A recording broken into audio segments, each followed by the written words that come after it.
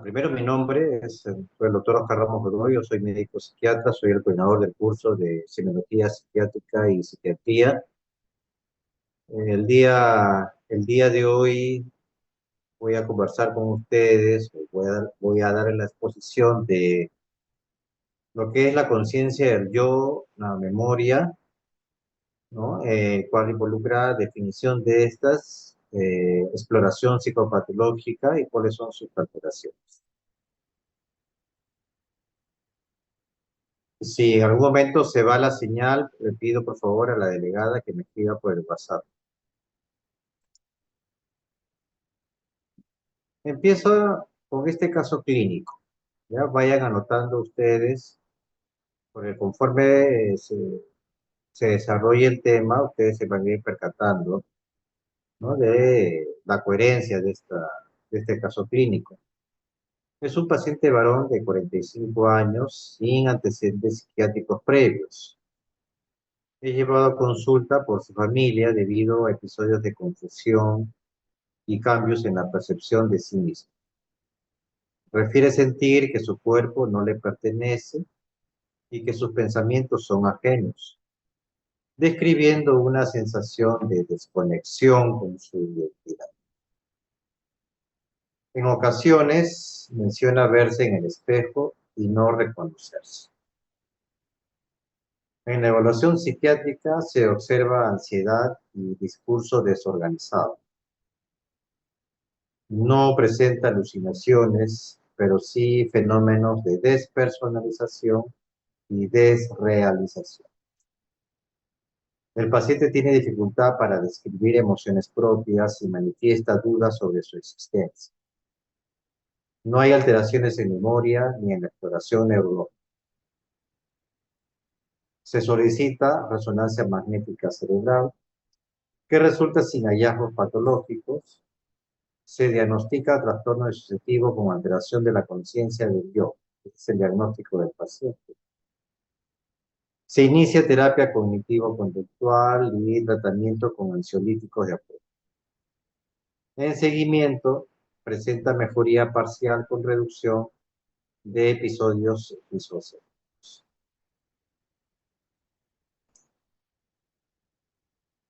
Entonces, vamos a hablar sobre lo que es la conciencia del yo y cómo este concepto se va a ir relacionando con el caso clínico que acabo de presentarles. ¿Qué es la conciencia del yo? La conciencia del yo es un concepto fenomenológico que implica ser consciente de uno mismo y del entorno. Cuando hablamos de fenomenología, me estoy refiriendo a los acontecimientos en el presente, en vivo, lo que se puede estar observando. Con otras palabras, los fenómenos que se están observando en el paciente, aquí y ahora. Es ahí donde parte este concepto, ¿no? De fenomenológico. Son las situaciones, las vivencias que se están presentando en ese momento. Es la capacidad, hablo de la conciencia del yo, la capacidad de un individuo para reconocer su existencia, identidad y continuidad en el tiempo. En la práctica clínica, las alteraciones de la conciencia del yo se observan en trastornos como la esquizofrenia, donde se pierde la unidad y la identidad del yo. Como verán, no estoy hablando de niveles de conciencia, es otro fenómeno que se presenta también en los pacientes. Aquí yo estoy hablando más que todo de alteraciones cualitativas de la conciencia, no cuantitativas, sino cualitativas. Entonces, según Carl Jasper, nos da ciertos aspectos claves para determinar la conciencia del yo, ¿no? Él define pues la conciencia del yo en el cual existen elementos, cuatro elementos fundamentales, que es la conciencia de la actividad del yo, la unidad del yo, la identidad del yo y la separación del yo con respecto al mundo exterior.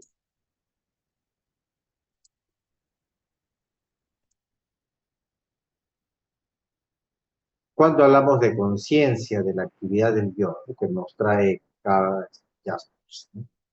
Es cuando pensamos, hablamos o andamos, ¿no? Cuando estamos realizando, ¿no? estos eventos, el pensar, el hablar o el simple hecho de caminar, ¿ya? Nosotros nos damos cuenta de lo que estamos haciendo, pero no necesitamos estar tomando atención, salvo excepto en el pensamiento cuando queremos plantear una argumentación o una contraargumentación con respecto a una situación. Pero nos damos cuenta que somos nosotros los que hablamos o andamos o caminamos. Esto no va a ocurrir cuando hay una alteración de la actividad del cuerpo y comienzan a surgir las vivencias impuestas o enajenadas. Esto quiere decir que el paciente lo comienza a adquirir como que alguna entidad le está imponiendo pensamientos, sensaciones, como que no es propio de él o de ella, de ahí el término enajenación. Lo que es mío lo considero ajeno, ¿no? De ahí el término de enajenación. Entonces, cuando hay una alteración en la actividad, en la conciencia de la actividad del yo, el paciente comienza a interpretar sus vivencias de esta forma, ¿no? Como que le son impuestas o no le pertenecen. Conciencia de la unidad del yo.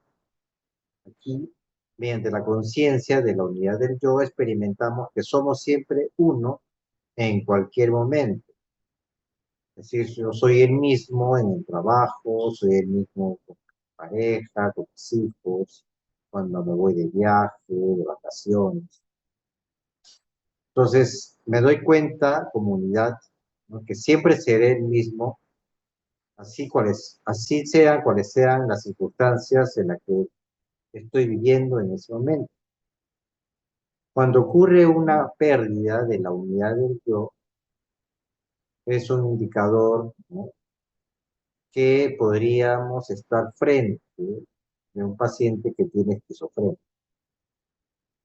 En psiquiatría ustedes se van a ir percatando de que no existen síntomas típicos, ¿no? O mejor dicho, el término patognomónicos, ¿ya? En los trastornos mentales no existen síntomas patognomónicos, pero sí hay criterios, ¿no? Criterios diagnósticos en el cual haciendo un conjunto, una unidad, podemos llegar a un diagnóstico.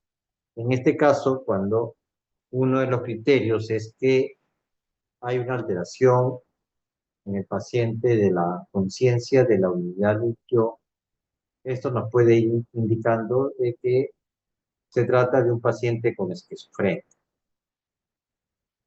Conciencia de la identidad del yo.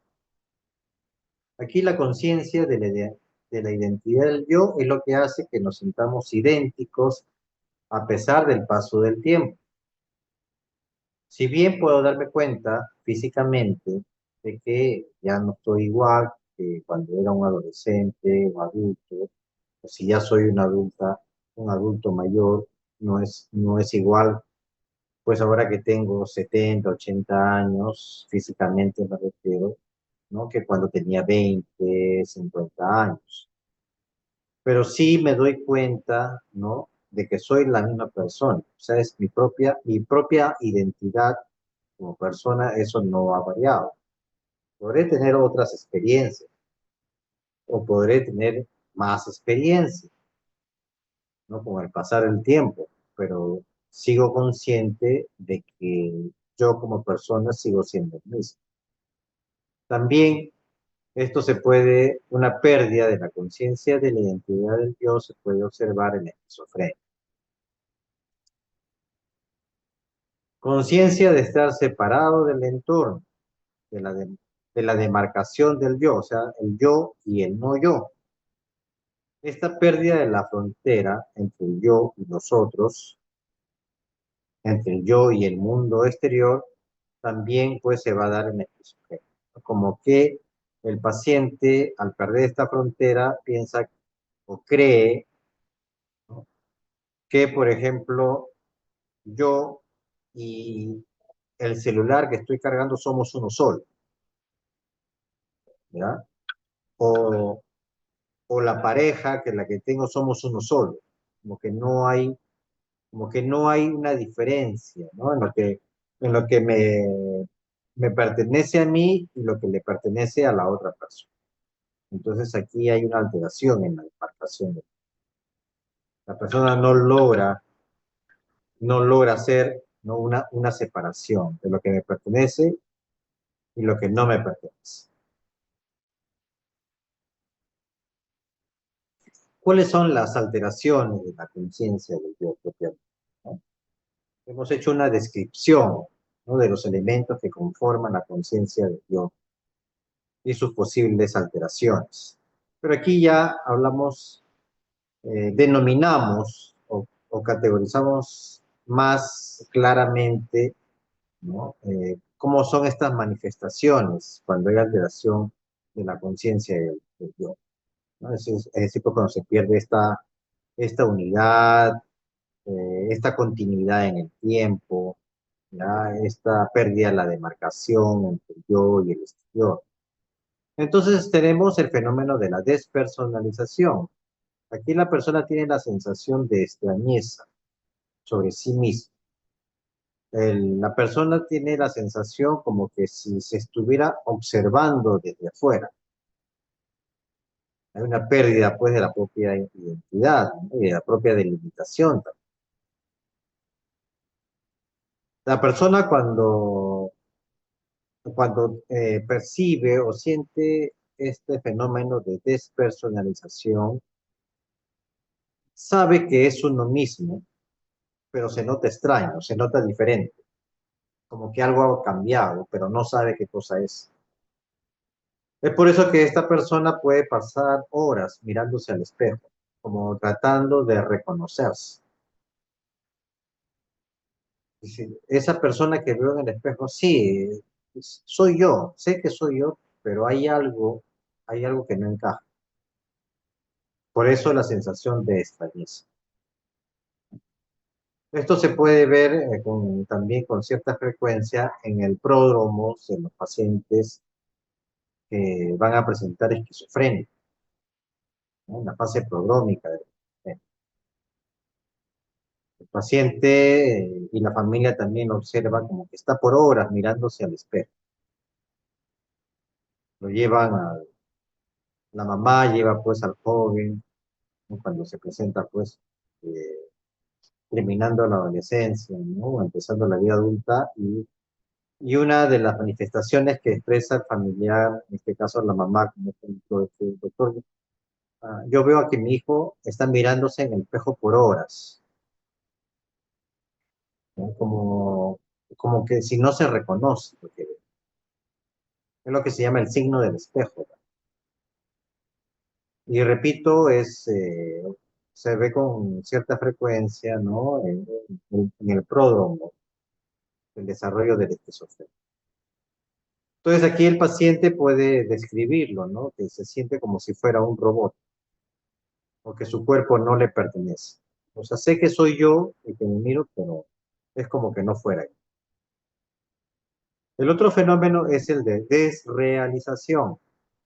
Aquí la percepción alterada es de la realidad externa.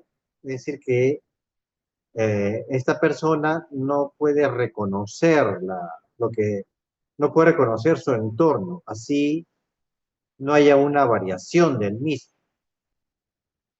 Este paciente comienza a manifestar que su casa la han cambiado. Puede darse cuenta que es su casa. O sea, él sale a la calle, regresa a su domicilio, pero una vez dentro de su casa tiene la sensación como que no es la misma. Las cosas han cambiado. Por supuesto que puede suceder también igual cuando sale a la calle.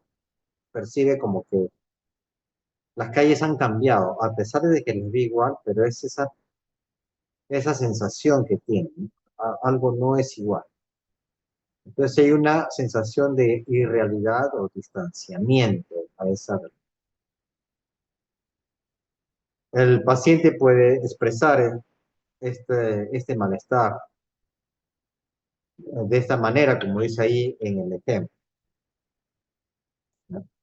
Hay una sensación de que el mundo se percibe borroso o como una película. Alteraciones del esquema corporal. Este fenómeno también se describe o se puede describir junto a alteraciones de la percepción. Por eso no les llame la atención que vuelvan a recibir información de alteraciones del esquema corporal en el área de la percepción, ¿no? Entonces aquí el paciente tiene una distorsión, ¿ya?, de la percepción del propio cuerpo. El paciente puede manifestar que siente que las extremidades son más grandes o pequeñas de lo que realmente son. Otro fenómeno dentro de las alteraciones de la conciencia del yo es el trastorno de identidad disociativo. Aquí hay presencia de múltiples identidades o estados de personalidad. Aquí un ejemplo es que un paciente alterna entre diferentes identidades, ¿no?, con recuerdos y comportamientos distintos, ¿no?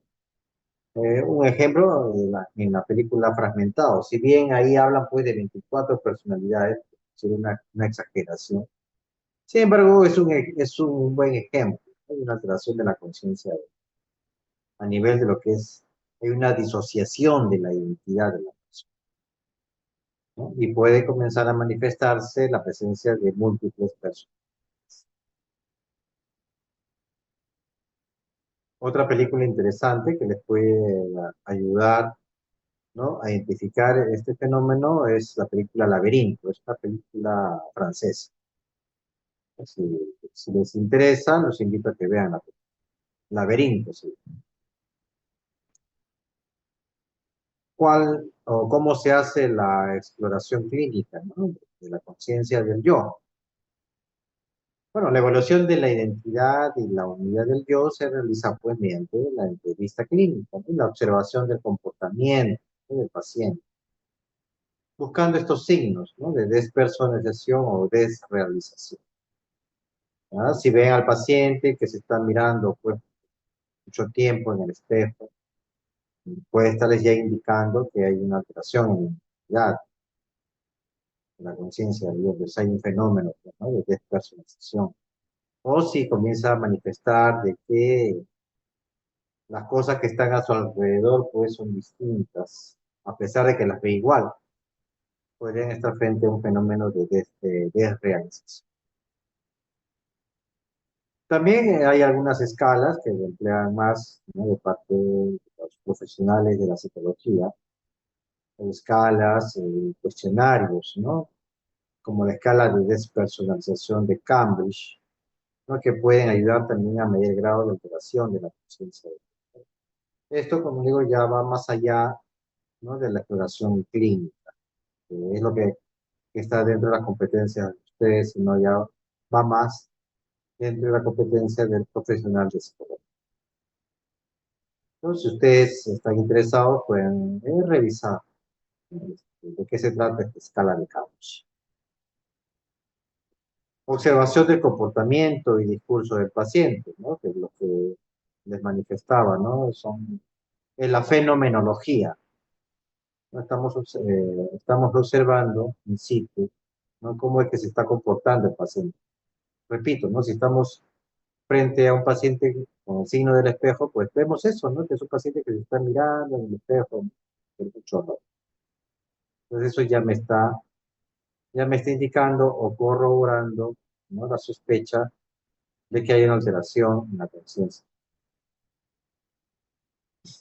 Entonces es fundamental, ¿no?, en la exploración clínica, es fundamental que el evaluador esté muy atento, ¿no?, a todos los fenómenos que se están produciendo en ese momento. Muy bien, otro caso clínico. Paciente mujer de 74 años, diestra, ¿no? Con antecedentes de hipertensión arterial, consulta por olvidos progresivos de 2 años de evolución. Inicialmente tenía dificultades para recordar eventos recientes y extraviaba objetos en casa. Su familia refiere pues desorientación ocasional en espacios conocidos y problemas para nombrar objetos cotidianos. En la evaluación neuropsicológica presenta deterioro en memoria episódica con bajo rendimiento en el test de Buschke, mostrando dificultad en el recuerdo libre y poca mejora en clases, con clases.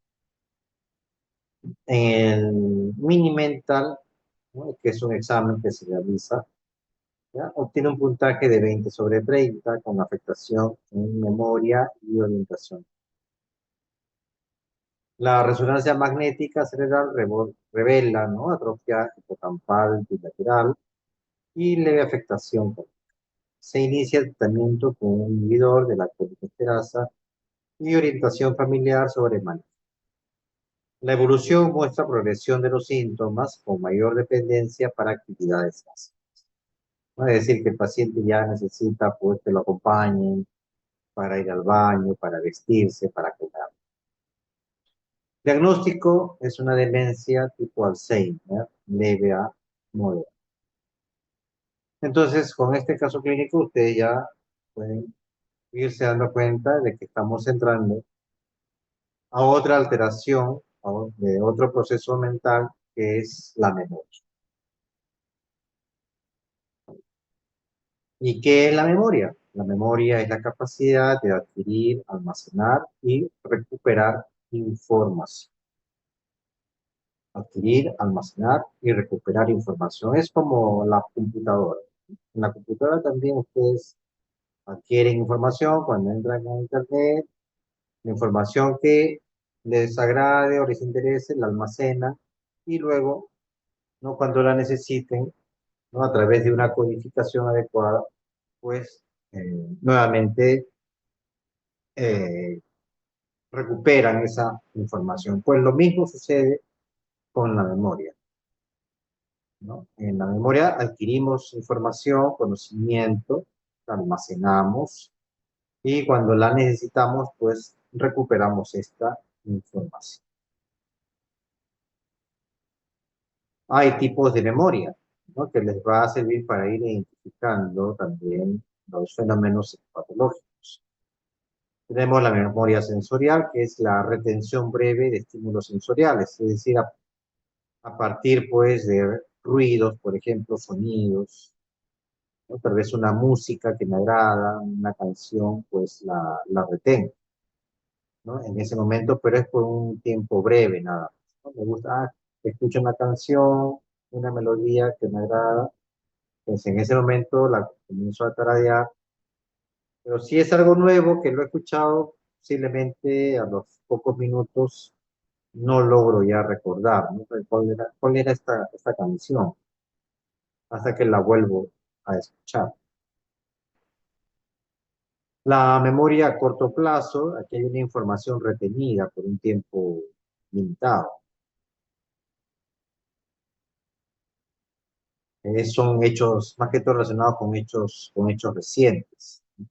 Y la memoria a largo plazo, aquí ya hay un almacenamiento duradero de información, ¿no? Aquí ya puedo recordar hechos pasados, ¿no? A dónde viajé el año pasado, ¿no? Con quién estuve compartiendo el cumpleaños de una persona conocida. Entonces, eh, ya la memoria de largo plazo, ¿no? Me ayuda a eso, ¿no? A ese almacenamiento de mayor tiempo de la información que recibo. Tenemos también la memoria explícita e implícita, que se vendría a ser la memoria consciente y la memoria inconsciente. Entonces, con la memoria explícita voy a tener recuerdos, ¿no? De personas importantes para mí, personas significativas, ¿ya? Lugares, hechos que he vivido, ¿no? los hechos, por ejemplo, que he tenido en el colegio, con quienes, con quienes compartí, quiénes fueron mis profesores, mis profesoras, ¿no? Compañeros de aula, de colegio, dónde estaba ubicado mi colegio. Entonces, todo eso, pues, cuando evoco estos recuerdos, entonces estoy hablando de la memoria explícita. Y la memoria implícita, que ya está más relacionado a un nivel inconsciente, está más en relación a otras circunstancias o como son los hábitos, ¿no? Y capacidades motoras. Por ejemplo, ¿no? Una persona que cocina, entonces ya sabe, sin estar haciendo, entre comillas, mucha memoria, ya sabe cuáles son los ingredientes que va a utilizar para hacer, por ejemplo, un ají de gallina o un lomo saltado. Ya sabe ya cómo tiene que cortar la papa, ¿no? Cómo preparo pues la carne, ¿no? Los ingredientes que necesito. Entonces todo eso es la memoria implícita, ¿no? ¿Cómo lo hago? Pero ya se formó en mí, ya lo tengo ido como si fuera un acto.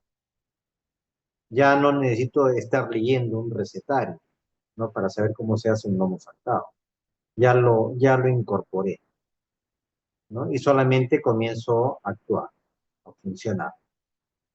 Esa es la memoria implícita. Entonces, cuando ustedes evalúen o hagan la exploración, no solamente es a nivel de lo que es la memoria pues, de eficacia, corto plazo, largo plazo, sino también es importante evaluar la memoria explícita.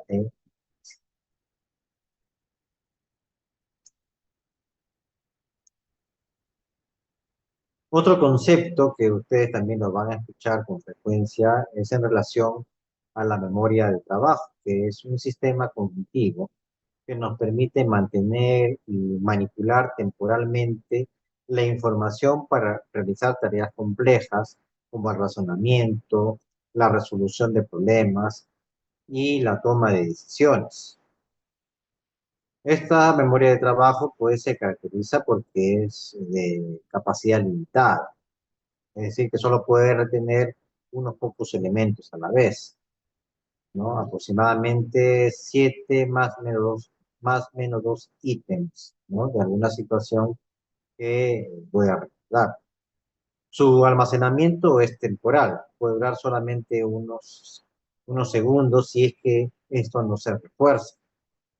Y es activa ya que no solo retiene información, sino también procesa la información. ¿Cuáles son los componentes, ¿no? De la memoria de trabajo? ¿Ah? Hablan del bucle fonológico. Aquí mantiene pues la memoria de trabajo, mantiene la información verbal. Por ejemplo, al recordar un número de teléfono.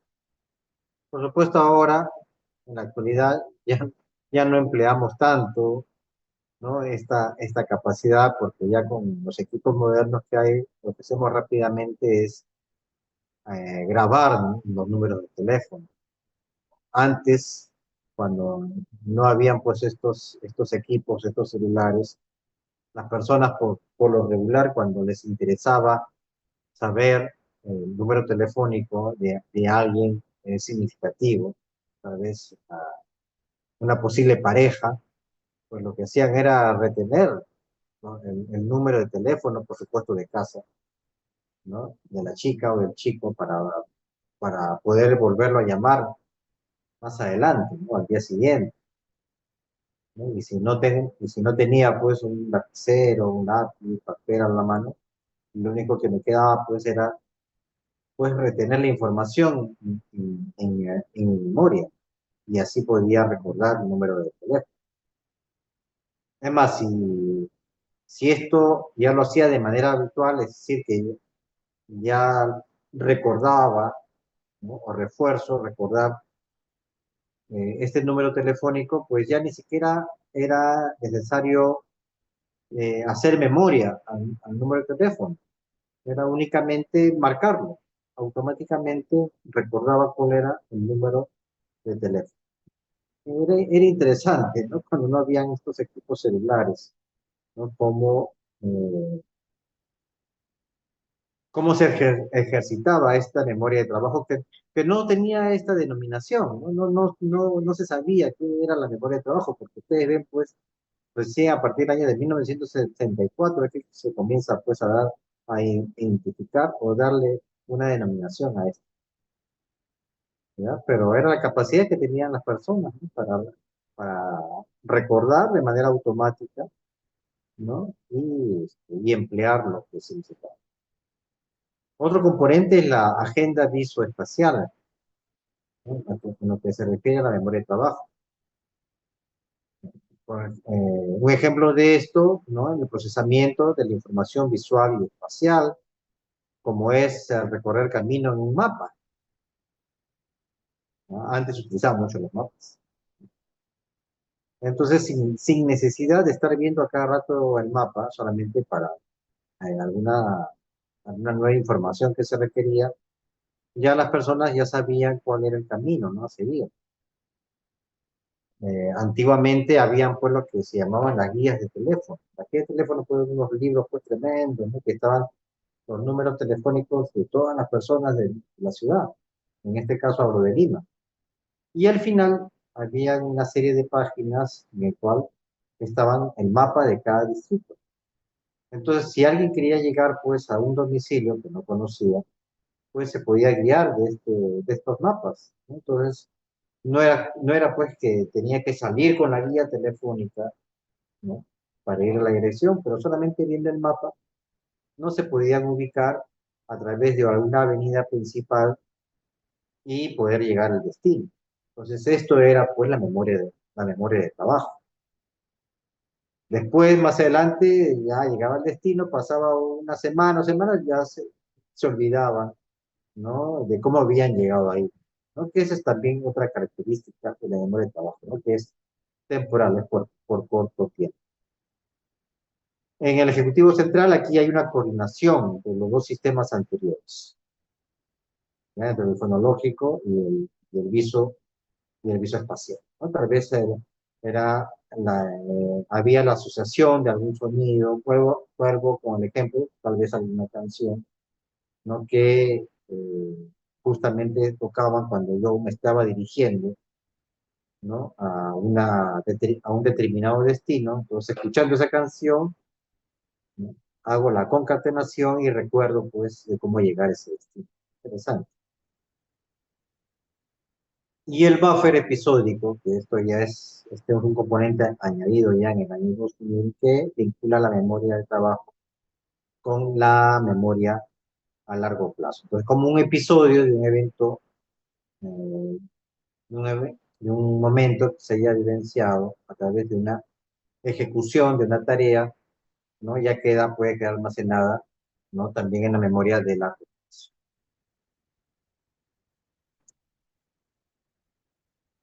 Entonces, ejemplos de uso de la memoria de trabajo, que es interesante también que ustedes, ¿no? Lo exploren en sus pacientes, hacer cálculos mentales, ¿no? Pruebas matemáticas, claro, dependiendo del grado de instrucción, ¿no? Del paciente, ¿ya? Un cálculo mental también, que puede implicar la memoria de trabajo no solamente con números. Hablaba de la memoria implícita que puede estar relacionada también, ¿no? De preguntarle a una persona qué porcentaje, pues, para preparar un cóctel, un pisco sour, que es tan famoso en nuestro medio, ¿no? ¿Cuánto de pisco, cuánto de limón, por ejemplo? Entonces ya se van haciendo los cálculos mentales. La persona que sabe, ¿no? Que ya está habituada, no necesita estar revisando su recetario para decirles. Entonces ya se están haciendo los cálculos mentales. ¿Cuántos pacientes pueden venir el día de hoy en una campaña de salud? Estoy haciendo un cálculo mental. Esa es la memoria de trabajo. El leer y comprender un texto, ¿ya? También estoy echando mano de mi memoria de trabajo. Ya el reforzamiento, ¿no? Para que esto se almacene y pase a una memoria a largo plazo, ya pues se requiere pues de un mayor esfuerzo. Seguir instrucciones complejas sin anotarlas. Cuando sean ustedes internos y el asistente les diga, pues, doctor, doctora, usted tiene que hacer de este paciente tales, tales, tales, tales cosas. No, análisis, rayos X, tomografía, darle la medicación y no tienen en dónde anotarla, entonces ustedes echan mano de su memoria de trabajo para retener esa información. Ya más adelante, para no olvidarse, ya hacen las anotaciones, pero en ese momento no lo hacen. Entonces ahí es donde ustedes, ¿no? Están empleando pues la memoria de trabajo. Entonces es interesante también cuando dan estas exploraciones, ¿ya? Cómo va en la memoria del trabajo. Patologías en las cuales se ve que sí hay una franca alteración de la memoria de trabajo, es en los pacientes con esquizofrenia. Entonces, en psiquiatría y neuropsicología, ya la memoria de trabajo se evalúa pues en trastornos, ¿no? De déficit de atención, como hiperactividad, en esquizofrenia, como te estaba diciendo, cuando hay un deterioro cognitivo leve y en la demencia, ¿no? Ahí ustedes pueden, ya es un indicador, ¿no? Si hay una falla en la memoria de trabajo, que ustedes pueden estar frente a un paciente con este tipo de alteraciones. La memoria de trabajo es un tipo de memoria a corto plazo, pero con funciones adicionales, porque se procesa la información, ¿ya? Mientras que la memoria de corto plazo solamente almacena información temporalmente, la memoria de trabajo ya la procesa y manipula activamente, ¿ya? Para realizar una tarea.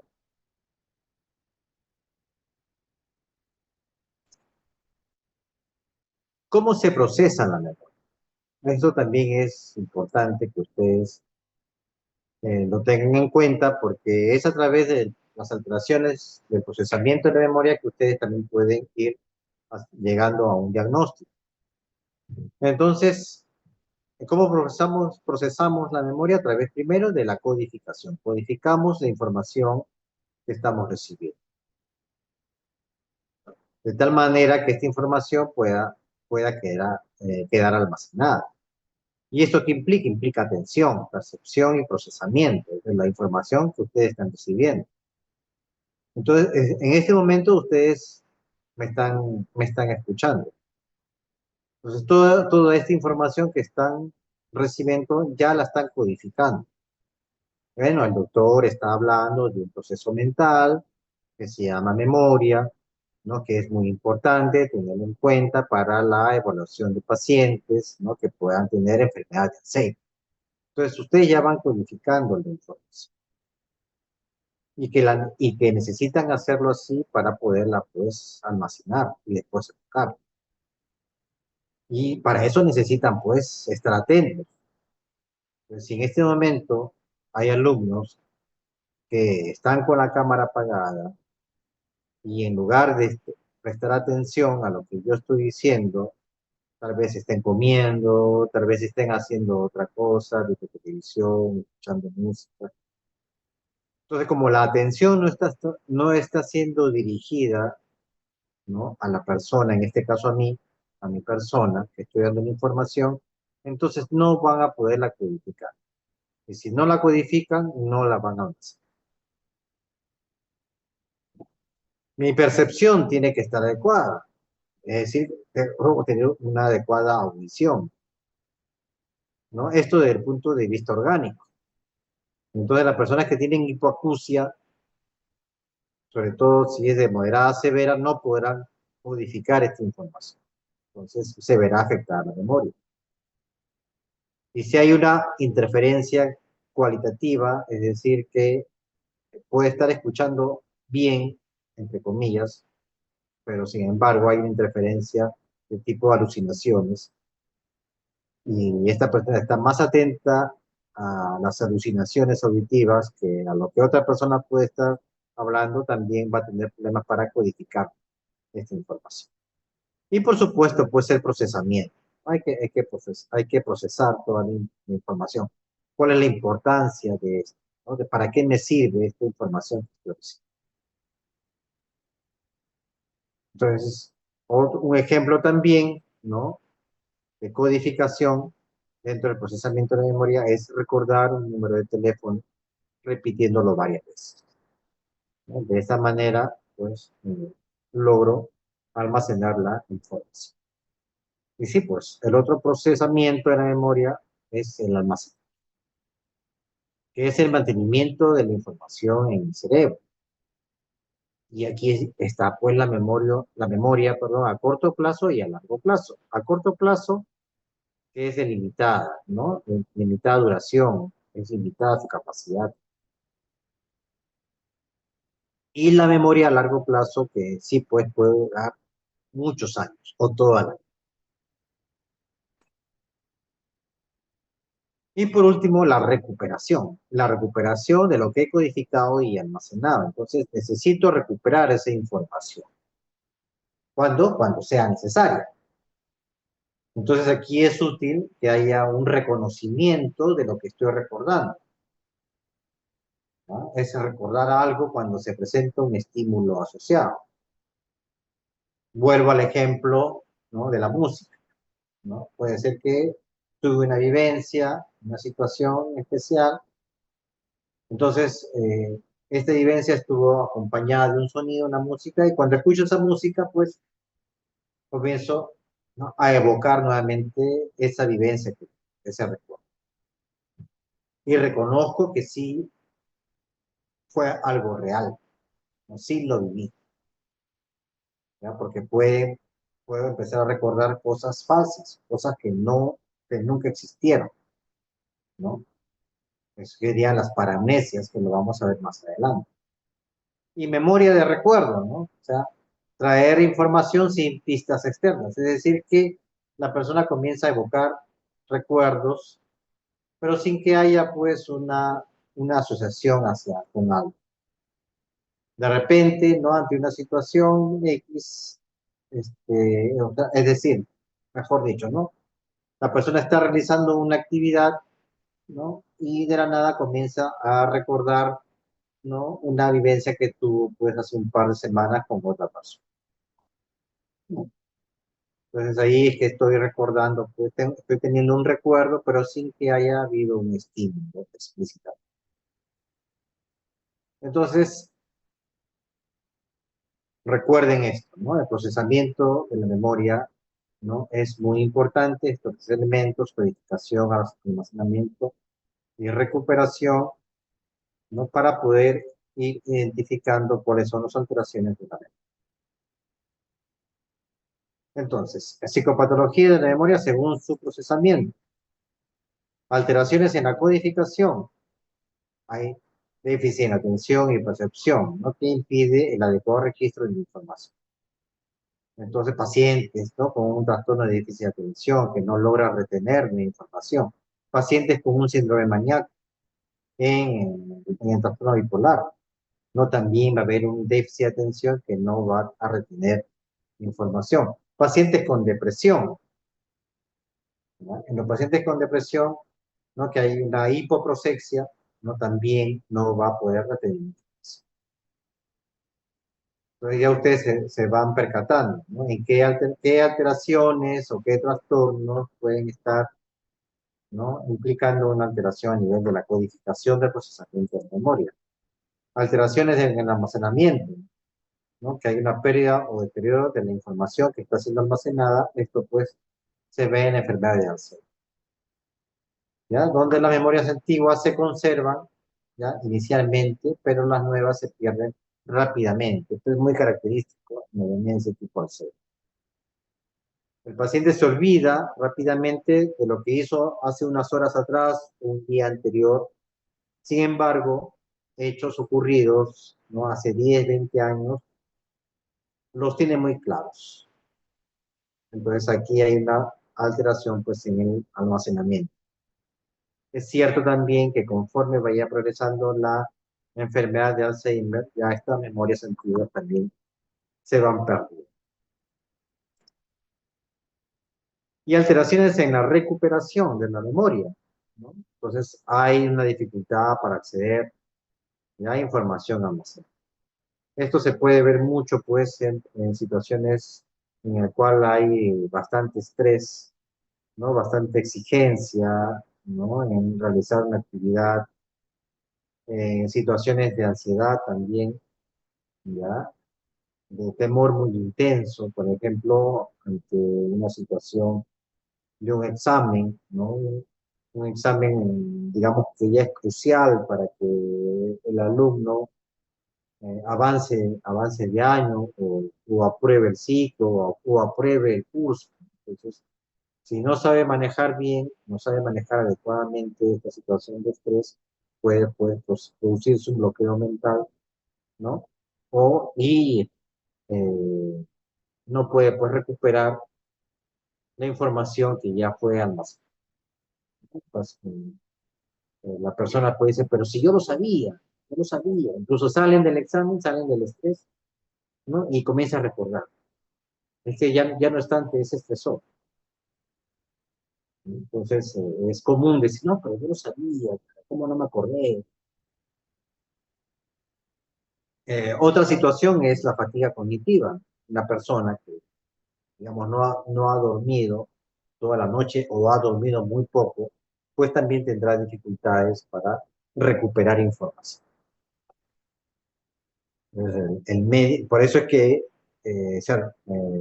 no se recomienda que un médico que ha hecho una guardia nocturna al otro día pues esté trabajando. Pues memoria de trabajo también, ¿ya? No va a no va a estar adecuada, ¿no? El procesamiento para recuperar la información almacenada no va a ser la más adecuada. Entonces, después de una guardia corresponde descansar. Alteraciones de la memoria, ¿no? Entonces tenemos las amnesias, ¿ya? Hablamos pues a nivel de almacenamiento, ¿no? Las amnesias. Pérdida total o parcial de la memoria. Aquí puede haber una amnesia anterógrada que se refiere a la incapacidad para formar nuevos recuerdos. El paciente no puede almacenar nuevos recuerdos, no puede codificar la información que está recibiendo. Y esto se puede ver pues, en pacientes que tengan daño a nivel del hipocampo, ¿no? Todo lo que ocurra después del daño del hipocampo, ya el paciente no lo va a poder retener. La amnesia retrógrada es la incapacidad para recordar información previa a un evento. Ejemplo, una persona con un traumatismo craneoencefálico a consecuencia de un accidente, pues olvida su pasado. Situaciones graves que hasta olvida quién es. Entonces hay una amnesia retrógrada. La amnesia disociativa, ¿ya? Aquí es causada por eventos traumáticos. No me refiero a eventos traumáticos físicos, sino a eventos traumáticos psicológicos, ¿no? Y puede afectar, ¿no? La memoria autobiográfica, ¿no? Por ejemplo, un evento traumático psicológico, un ataque, ¿no? Violento, ¿ya? Un abuso sexual, por ejemplo. Entonces la persona ante esta situación, pues, como un mecanismo de defensa, puede primero bloquear el evento traumático, no lo recuerdo, ¿no? Y no recuerda incluso todas las circunstancias lo que estuvieron alrededor de ese evento. Pues ahí hay lagunas en la memoria, ¿no? El paciente no recuerda algunas situaciones específicas, ¿no? Acompañado también de dificultades para establecer las relaciones de eventos, ¿no? Situaciones tan angustiantes, ¿no? Que pueden llevar al paciente también a confusiones, como que no se dan cuenta, ¿no? Lo que está ocurriendo.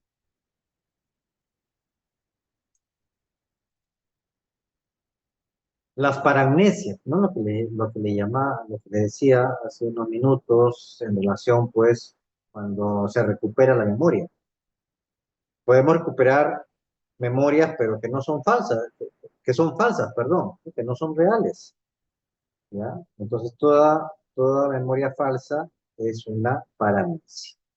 hay distorsiones o falsificaciones de la memoria, ¿no? Y aquí tenemos las confabulaciones, que es una invención de recuerdos falsos para llenar justamente esos vacíos, esas lagunas en la memoria.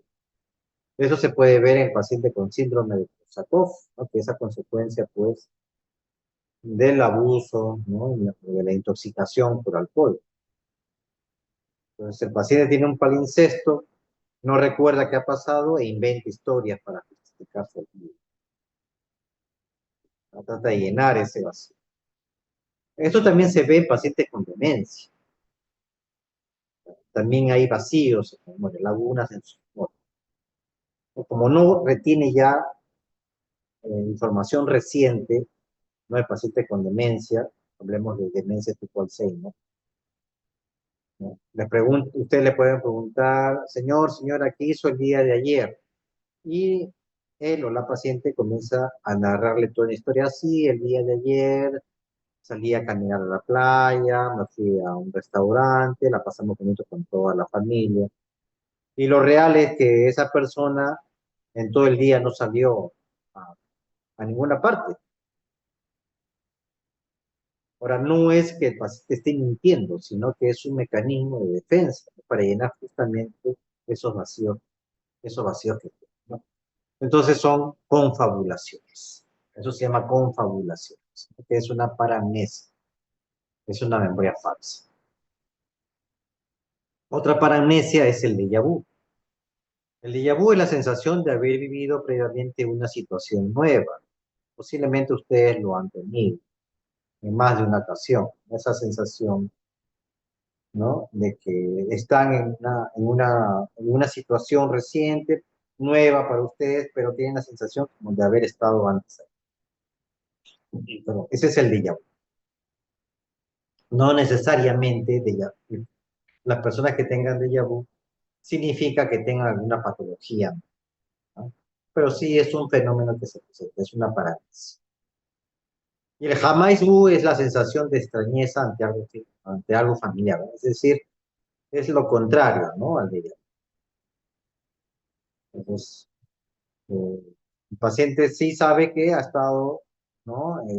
La situación que está viviendo, ¿no? La ha vivido, ¿no? Sí, yo he venido a este lugar, por ejemplo, si viaja pues a una provincia, sabe que es la segunda vez que va, está viendo, pero ha estado ahí antes, pero sin embargo tiene la sensación como que si fuera extraño, ¿no? Ese es el famoso. La hipermnesia, ¿ya? Es otro fenómeno en el cual una persona experimenta un aumento anormal en la capacidad de recordar información. ¿Ya? Puede manifestarse como una recuperación extremadamente detallada de recuerdos o como una evocación involuntaria de experiencias pasadas. ¿No? Recuerda todo muy, muy, muy, muy claramente. Han habido relación de hipernesia en relación a la presencia de tumores cerebrales, ¿ya? Otro fenómeno de hipernesia ante situaciones muy angustiantes, ¿ya? Por ejemplo, ante la amenaza de muerte. Se ha visto que en ese momento esta persona comienza a recordar toda su vida de manera muy, muy, muy detallada, ¿no? Eh, También se ha visto en personas, o lo han descrito, ¿no? Se ha visto en unas personas que están en una fase terminal también, como que previo, ¿no? Previo al deceso, también comienzan a tener, pues, una exaltación, ¿no? de la memoria, ¿no? Recordando eventos pasados con mucho detalle. Esa es la hipermnesia. Tipos de hipermnesia, tenemos la hipermnesia espontánea, o recuerdos detallados que aparecen sin esfuerzo, a veces situaciones emocionales intensas, lo que yo les estaba diciendo, ¿no? Ante un peligro, ¿ya? La hipernesia inducida se observa en estados alterados de conciencia, ¿no? Como en hipnosis o consumo de sustancias psicoactivas, ¿no? Eso es el consumo de marihuana, pues, y de cocaína. Más de cocaína, pues. Más de cocaína pueden producir este fenómeno de hipernesia. La hipernesia patológica, ¿no? Que se asocia con trastornos psiquiátricos, ya como el trastorno de estrés postraumático o episodios maníacos en un trastorno bipolar. ¿Ya? En el trastorno de estrés postraumático, el paciente comienza pues a recordar los hechos, ¿no? Por ejemplo, un combatiente de guerra que estuvo pues en medio del fuego cruzado, una situación muy angustiante, ¿no? Porque estaba en peligro su vida. Más adelante, ¿no? Cuando ocurre pues los flashbacks, ¿no? Que se llama, ¿no? Este episodio angustiante en el paciente posterior pues a la vivencia que ha tenido, pues comienza a tener un recuerdo muy vívido, ¿no? Recordando con mucho detalle, ¿no? el evento traumático. Los pacientes maníacos también en trastorno bipolar se ha podido observar este fenómeno de hipermnesia patológica. Bueno, ya lo dije, el ejemplo, ¿no? Un paciente con trastorno de estrés postraumático revive de manera intensa y repetitiva los detalles de un evento traumático, recordando olores, sonidos y emociones con una nitidez. ¿Cómo exploramos la memoria? ¿No? Hay test, ¿no? Test de memoria inmediata y diferida, que es el test de los 7 dígitos, y el test de Bush. El test de los 7 dígitos se evalúa pues la memoria de trabajo, ¿no? Y la atención. ¿Ya? Consiste en la repetición de secuencias numéricas de 7 dígitos, tanto en orden directo como inverso, ¿no? Se le dice al paciente. Ahora repite estos números: 2, 4, 7, 9, 20, no, 20 no, es un dígito nada más, perdón. ¿Ya? 9, 8, ¿ya? Ahora repítalo, ¿no? Ahora dígalo de manera inversa. De esa manera se va evaluando, ¿no? Y la de trabajo. Se usa en la evaluación de funciones ejecutivas y deterioro cognitivo, ¿no? Por ejemplo, en las enfermedades neurodegenerativas como la demencia. Pues, como van evaluando la memoria de trabajo, ¿no? Ya les puede ser un indicador de que esta persona tenga un problema. El test de Buschke o test de aprendizaje verbal de Buschke, que aquí evalúa pues la memoria episódica y el aprendizaje verbal. Entonces, en este caso se presenta una lista de palabras y se mide la capacidad del paciente para recordarlas, ¿no? Después de varias repeticiones y tras un intervalo de tiempo. Una variación es pedir al paciente pues que repita 3 palabras, ¿ya? Que las repita unas 3 veces, ¿no?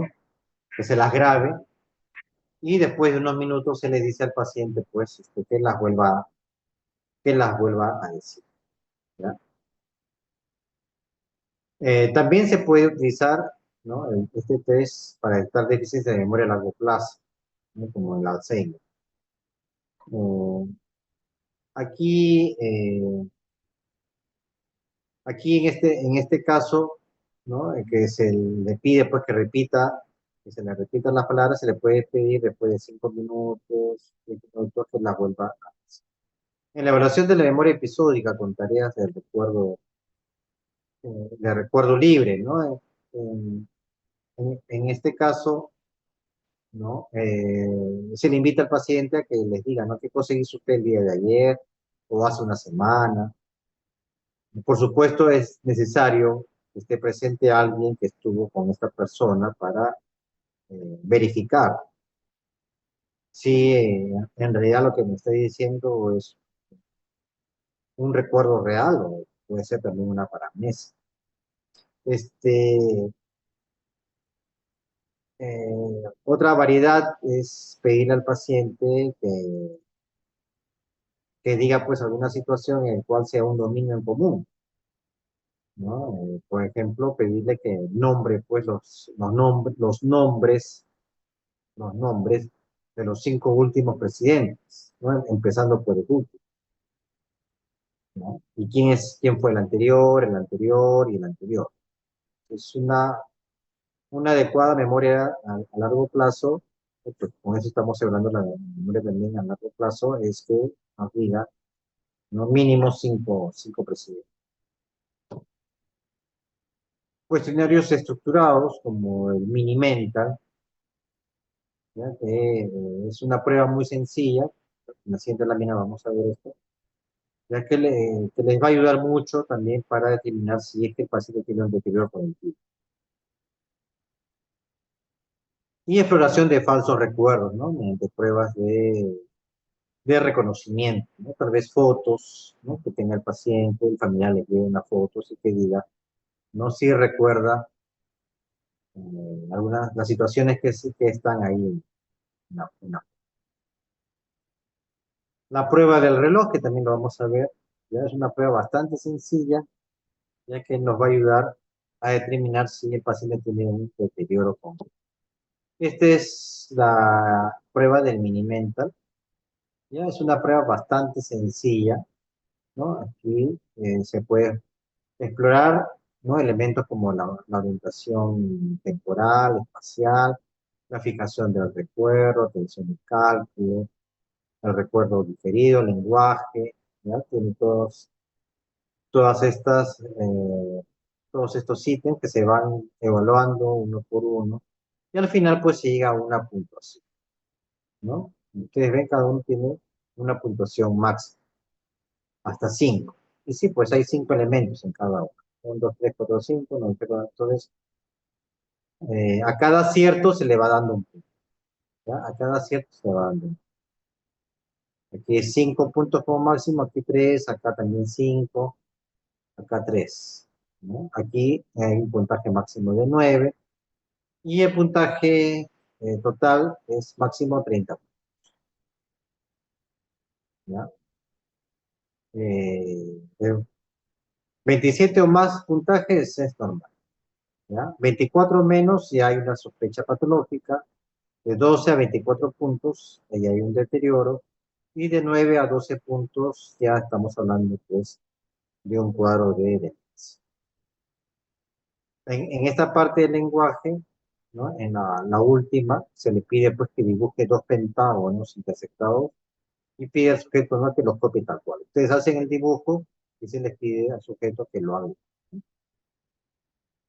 Ya si el paciente no lo hace, ya es un punto.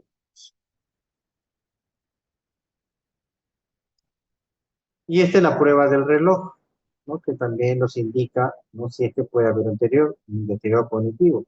Se le dice al paciente, ¿no? Que dibuje un reloj, ¿ya? Analógico, por supuesto, ¿no? Que ponga pues toda la numeración, ¿ya? El 1, 2, 3, 4, hasta el número 12, y le dicen ustedes que señale pues con el horario y el minutero, ¿no? Una hora determinada. Aquí, por ejemplo, la orden fue, marque usted que sea las 11:10, ¿no? Entonces, esto es, si el paciente lo hace así, quiere decir que está adecuado. Pero si comienza a hacer unos dibujos extraños, no logra hacer la circunferencia, la distribución de los números, no es la adecuada del reloj, ¿ya? No marca, o no se puede apreciar bien, ¿no? La indicación por las 11:10, más parece que sea cerca de las 12,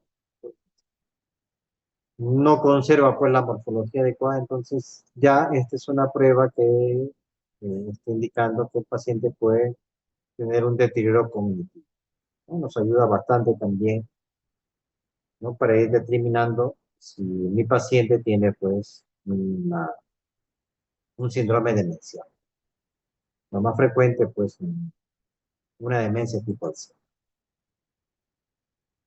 Bien, para ir terminando, ¿no? Ejemplos clínicos. Caso de despersonalización, paciente de 25 años con ansiedad crónica que siente que su cuerpo no le pertenece. Esa es una despersonalización. Caso de amnesia anterógrada, paciente con lesión en el hipocampo debido a encefalitis que no puede recordar eventos recientes. Caso de confabulación, paciente con síndrome de Korsakoff que relata eventos falsos sobre su vida pasada.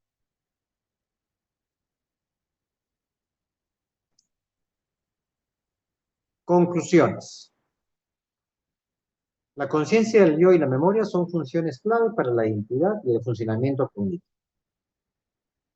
¿no? Determinando si hay alguna alteración en estos dos niveles, entonces ya ustedes van teniendo una idea si este paciente tiene una capacidad de discernimiento, ¿no? Esto muy útil pues para situaciones médico-legales.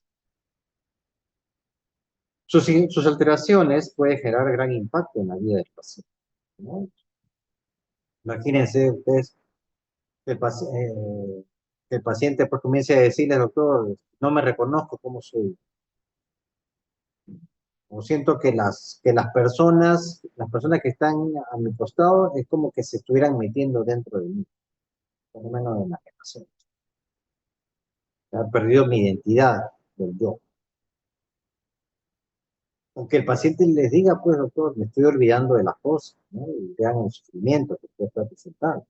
Sobre todo si es un cuadro de demencia en los primeros episodios. Entonces, estas alteraciones van a causar un gran impacto. La evaluación clínica adecuada, por lo tanto, permite un mejor abordaje y tratamiento. Muy bien. ¿Alguna pregunta?